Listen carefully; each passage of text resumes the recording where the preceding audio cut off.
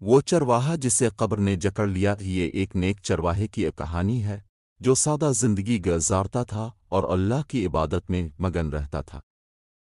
اس کی زبان پر ہمیشہ اللہ کا ذکر رہتا اور وہ لوگوں کے ساتھ بھلائی سے پیش آتا۔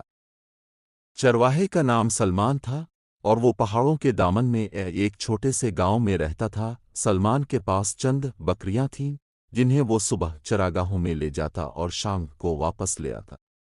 وہ زیادہ تر تنہا رہتا، مگر جب بھی کسی سے ملتا تو محبت اور نرمی سے بات کرتا۔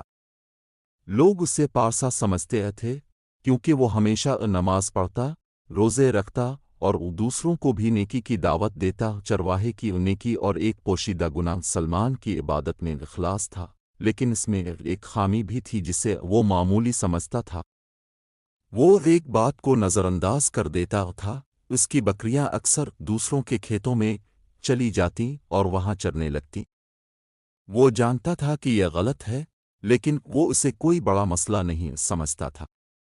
یہ تو معمولی سی بات ہے، اللہ معاف فرما دے گا، وہ خود کو تسلی دیتا۔ ایک دن ایک کسان نے سلمان کو شکایت کی، سلمان بھائی، تمہاری بکریاں میرے کھیت میں گھس کر نقصان پہنچا رہی ہیں، خدا کے لیے انہیں روکو۔ سلمان نے مسکرا کر کہا، اللہ مالک ہے بھائی، میں دیکھ لوں گا، لیکن اس نے اس مسئلے کو حل کرنے کی کوشش نہ کی۔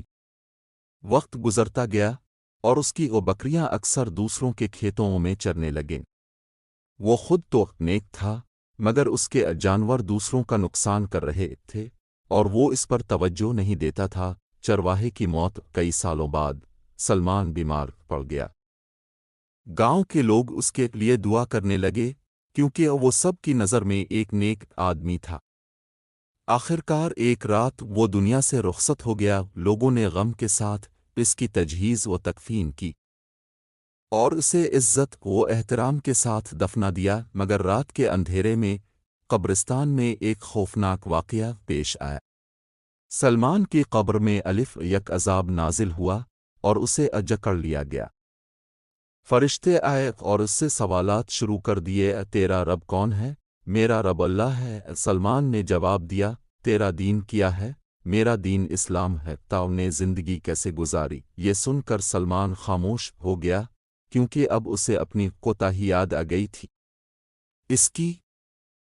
یہ سن کر سلمان خاموش ہو گیا کیونکہ اب اسے اپنی کوتاہی یاد آ گئی تھی۔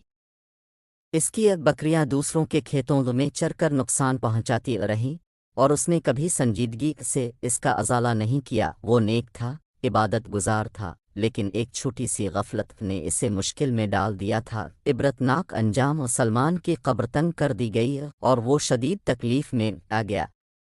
نیک اعمال کے باوجود الف سین کی غفلت نے اسے عذاب میں مبتلا کر دیا۔ گاؤں والوں کو اس واقعے کی خبر نہ تھی، مگر کچھ بزرگوں نے خواب میں عجیب مناظر دیکھے۔ ایک بزرگ نے خواب میں سلمان کو بے چینی میں دیکھا۔